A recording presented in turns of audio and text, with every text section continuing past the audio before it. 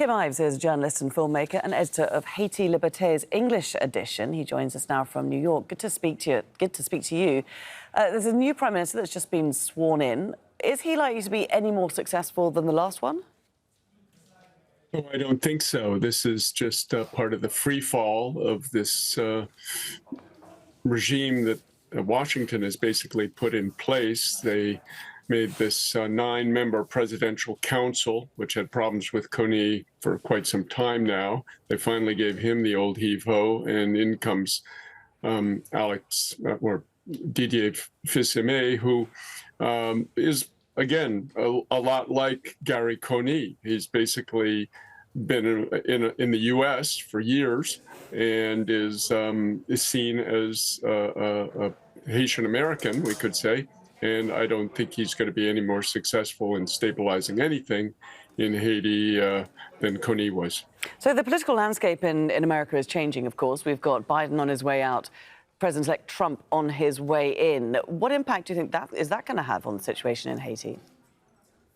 Well, I again just think it is working in the favor of the forces on the ground, sometimes branded by the mainstream media as criminal gangs, but we don't see them like that. These are basically poor neighborhoods which have armed themselves, and they are looking for revolutionary change in Haiti. And so I think the revolutionary change they're looking for, given the problems not only in the Haitian government but in the U.S. political scene, this works to their advantage. And I think Haiti may be moving towards some kind of social revolution. Have there been any efforts to draw the gangs into the political process? Because one of the key leaders, Jimmy Cherizier, has said that he will end the violence if they are involved. Yes, they've been asking for dialogue, saying, listen, you can't leave the masses of the cities out of the equation, which the political class and the Haitian oligarchy have been trying to do, as well as Washington and Canada and France, the neo-colonial masters of Haiti. And so, we'll see. I don't think Fils-Aimé is going to do anything else. It should be said his father was at one point the guy, Boulon, Alix Fils-Aimé, under Preval, who did some negotiations with the armed groups in the poor neighborhoods 20 years ago.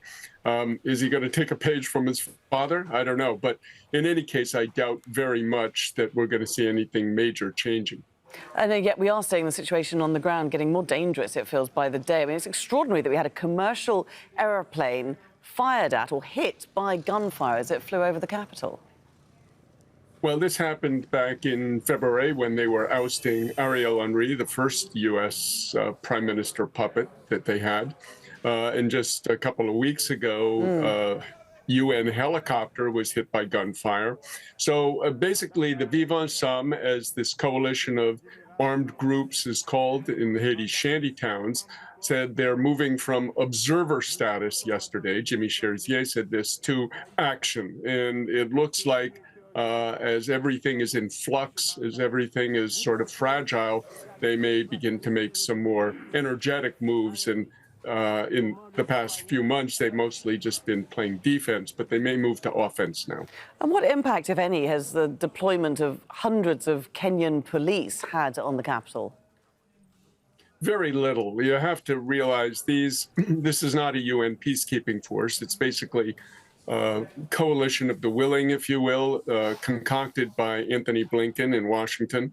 And they are essentially mercenaries. And as Machiavelli told us back in the 16th century, mercenaries are the least reliable armed force you can have in a country because all they're interested in is the money. They're not going out to put their lives on the line. And these guys are paid 10 times more than a Haitian cop. And the Haitian cops are the ones who've been doing most of the battling, even though just 2 days ago, we saw a Haitian cop basically execute a Haitian civilian in cold blood.